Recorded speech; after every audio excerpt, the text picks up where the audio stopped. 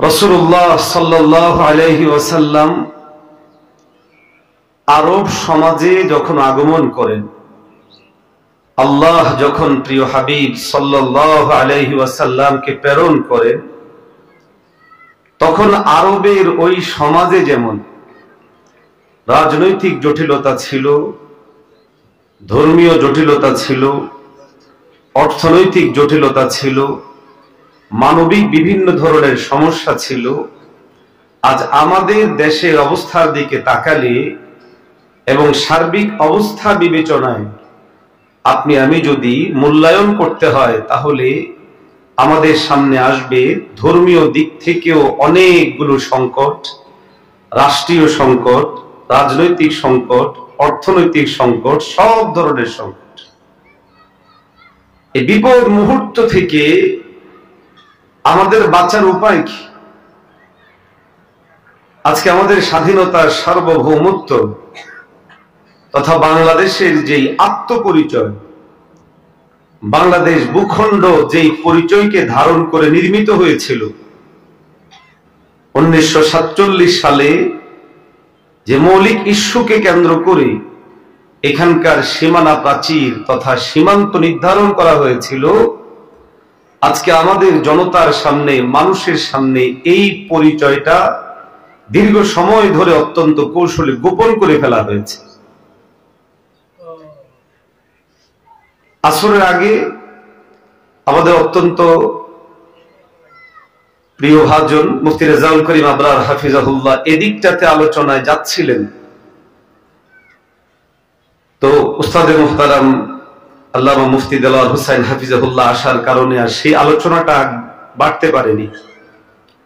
আজকে আমাদের 20 কোটি মানুষ যদি আমরা বলি, তাহলে 19 কোটি মানুষের মাথায় এটা ঢুকিয়ে দেওয়া হয়েছে, বাংলাদেশ এটা একটা ধর্মমুক্ত দেশ। বাংলাদেশ এমন একটা রাষ্ট্র ব্যবস্থা, যে রাষ্ট্র ব্যবস্থায় ধর্ম এটা প্রাসঙ্গিক না, টোটাল অপ্রাসঙ্গিক হিসাবে সাব্যস্ত করে ফেলা হয়েছে। এখন আমাদের প্রশ্ন হতে পারে, ধর্মকে অপ্রাসঙ্গিক সাব্যস্ত করা হয়েছে মানে? মসজিদ আছে, মাদ্রাসা আছে, আমরা নিয়মিত নামাজ পড়ছি, সব কিছু করছি, তাহলে ধর্ম অপ্রাসঙ্গিক কিভাবে হলো? এই কথার সহজ উত্তর হলো এই, আমাদের রাসূল সাল্লাল্লাহু আলাইহি ওয়াসাল্লামের রেখে যাওয়া দ্বীন শুধুমাত্র ইবাদতে মাহজার মধ্যে সীমাবদ্ধ ছিল না, বরং নবীজি সাল্লাল্লাহু আলাইহি ওয়াসাল্লামের রেখে যাওয়া আমানত, এই দ্বীন এটা সামগ্রিকভাবে পরিব্যাপ্ত ছিল, যার পরিধি, যার এরিয়া অনেক অনেক বেশি প্রশস্ত ছিল। নবীজি সাল্লাল্লাহু আলাইহি ওয়াসাল্লাম নিজে সরাসরি 10 বছর পর্যন্ত রাষ্ট্র চালিয়েছেন।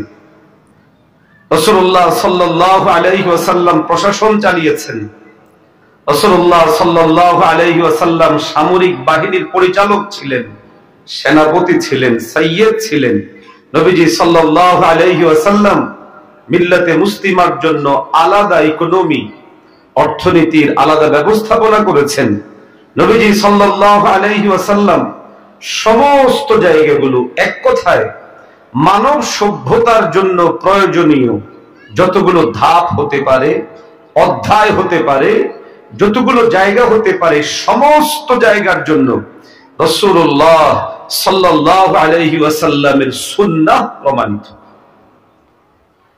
এজন্য উম্মত হাঁটবে কিভাবে, হাঁটা নবীজি সাল্লাল্লাহু আলাইহি ওয়াসাল্লাম শিখিয়েছেন। ইসলাম নিয়ে আমাদের বিরুদ্ধবাদীরা যখন কথা বলে, তো বিরুদ্ধবাদীদের কথাবার্তার মধ্যে ব্যঙ্গ, বিদ্রুপ, তুচ্ছ তাচ্ছিল্যের একটা পয়েন্ট এটাও থাকে, ইসলাম তো ওই ধর্ম যেখানে প্রস্রাব নিয়েও কথা আছে, পায়খানা নিয়েও কথা আছে, ঋতুবর্তী নারীদের নিয়েও কথা আছে, সামগ্রিক কথা আছে। এক্ষেত্রে আমাদের উস্তাদরা আমাদেরকে শিখিয়েছেন, এই কথা থাকা আমাদের জন্য দোষের নয়, কথা থাকা আমাদের জন্য প্রশ্নের নয়। আলহামদুলিল্লাহ, হুজুর চলে এসেছে। ইসলামের মধ্যে এই কথাগুলো থাকা মোটেও ইসলাম প্রশ্নবিদ্ধ হওয়ার জন্য উপাদান নয়, বরং ইসলামে এই কথাগুলো থাকা, ইসলামের সুদূর প্রসারী চিন্তা, ইসলামের ব্যাপকতা এবং ইসলাম যে সামগ্রিকভাবে উম্মার সবকিছু নিয়ে ফিকির করে, এটার অন্যতম উপমা উদাহরণ হচ্ছে মানব সভ্যতার জন্য প্রয়োজনীয় প্রায় সব কাজেই রাসূলুল্লাহ সাল্লাল্লাহু আলাইহি ওয়াসাল্লামের তথা দ্বীন ও ইসলামের যাবতীয় নির্দেশনা আছে।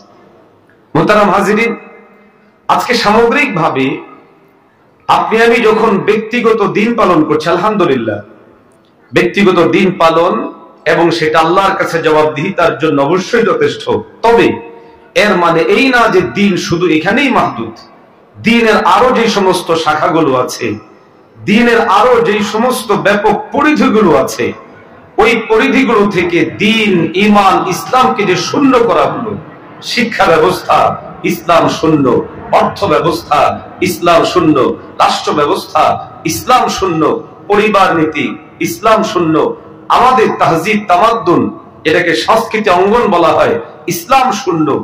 এই জায়গাগুলো থেকে কিভাবে ইসলামী জাগরণ তৈরি করা যায়, মারকাজুল শেখ জাকারিয়া আমাদের উস্তাদে মুহতারাম সামগ্রিকভাবে উম্মার সামনে বিষয়গুলো আমাদেরকে দর্শেও বলতেন, ব্যক্তিগত ভাবেও বলতেন, যেন এই খেদমতের জায়গাগুলো যার যেখানে আল্লাহ মেধা দিয়েছেন, সময় দিয়েছেন, সুযোগ দিয়েছেন, সবাই সব খেদমত করা জরুরি নয়। একই সময়ে আমার সমস্ত কাজে আমি কাজ করতে হবে জরুরি নয়। তবে যেই কাজটা হচ্ছে না সেই কাজকে সমর্থন দেওয়া, সেই কাজের জন্য উপলব্ধি তৈরি করা, এটা আমাদের জন্য অত্যন্ত জরুরি। আর এই ক্ষেত্রে আমাদের উসওয়া নবীজি মুহাম্মদুর রাসূলুল্লাহ সাল্লাল্লাহু আলাইহি ওয়াসাল্লাম। এজন্য আমাদের যার যেখানে সুযোগ আছে, সাধ্য সামর্থ্য আছে, যোগ্যতা আছে, যাদেরকে আল্লাহ তালিমে লাইনে খেদমতের জন্য কবুল করবেন, তারা এই লাইনে তো খেদমত করেই যাব।